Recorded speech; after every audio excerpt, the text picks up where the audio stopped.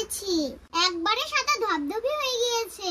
এরকম ভাবে পরিষ্কার করে নেবেন, তবে এই মাসের আসল স্বাদ পাবেন। চলুন বকবক না করে রান্না শুরু করি। লবণ দিয়ে দিচ্ছি, হলুদের গুঁড়া দিয়ে দিচ্ছি, জিরার গুঁড়া দিয়ে দিচ্ছি। মাখানো হয়ে গিয়েছে, তো চলুন ফ্রাই করা যাক।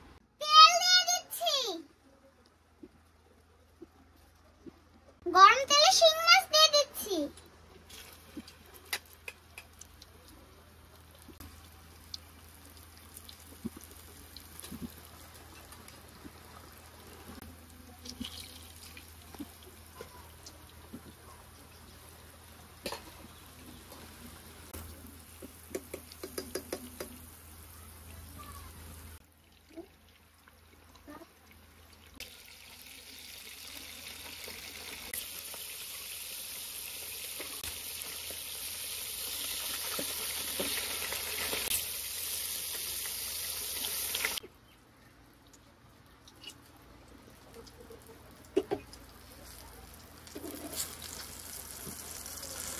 হয়ে গিয়েছে আমার শিং মাছ ফ্রাই, তো এবার আমি তুলে নিব।